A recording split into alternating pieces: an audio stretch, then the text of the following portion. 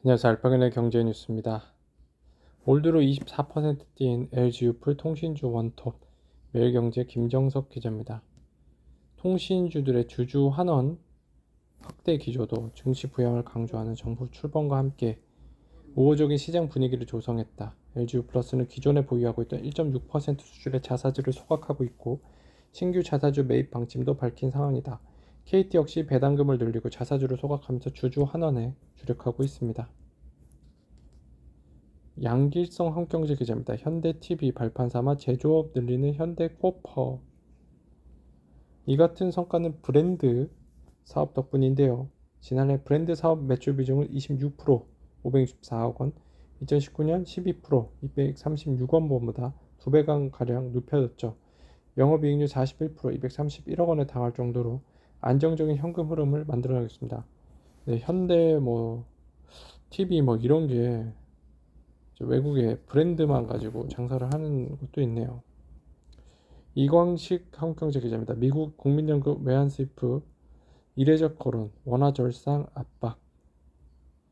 시장은 환율 보고서 영향으로 원달러 환율이 하락할 가능성에 촉각을 곤두세우고 있는데요.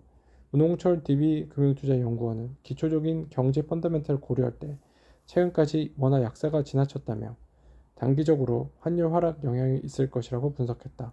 문 연구원은 채권 쪽에서는 환율 하락으로 금리 인하 여력이 생길 수 있다고 덧붙였습니다. 송이라 서울경제 기자입니다. 롯데쇼핑 김상현 글로벌 AI로 새 기획 모색 유통업 고객 문화 연결 플랫폼. 한편 이날 롯데쇼핑은 주당 1,200원 중간 배당 계획을 공시하고 실적 계산 전략과 주주 환원 강화 실행안이 담긴 CEO 기업 설명회 레터를 공개했죠. 중간 배당과 CEO IR 레터 모두 유통업체 최초입니다. 배동금은 339억 2천만 원입니다. 김웅록 서울경제 기자입니다. 미국 베이지북 122회나 등장한 관세, 짙어진 경기 침체 그림자. 미국 경제 둔화 신호에 연준의 금리 인하 횟수가 늘어날 수 있다는 관측도 커졌는데요.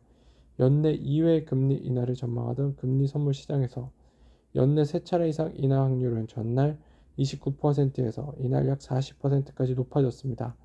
이런 전망에 미국 10년 만기 국채 수익률은 이날 0.11%포인트 급락한 4.4359%를 고록했죠. 유로존 통합중앙은행인 유럽중앙은행 ECB도 5일 중앙은행 예치금리를 0.25%포인트 인하해 2%까지 내렸습니다. 이는 지난해 6월 이후 8번째로 단행한 금리 인하죠. 김혜란 서울경제 기자입니다. 이재명 정부 하는 통화정책 향배는. 전문가들은 하느니 미국 연방준비은행 통화정책을 먼저 확인한 뒤 기준금리 인하 시점을 조율할 가능성이 크다고 본다. 올해 남은 통화정책 방향 회의는 7월, 8월, 10월, 11월 4차례에 불과해 연말 기준금리 하단은 2.0% 선에서 결정될 가능성이 높다는 가능성도 나옵니다. 기준금리를 1%까지 내리려면 통화당국의 정책적 결단이 필요하다는 거죠. 오대석 매일경제 기자입니다. 금융위 한양증권 인수 승인심사 재개했습니다. 대주주 적격성 심사 재개는 세무조사 과정에서 별다른 문제점이 보이지 않았다는 점을 금융당국이 인지했기 때문으로 풀이되는데요. 세무조사는 이달 초 마무리되는 단계인 것으로 알려졌습니다.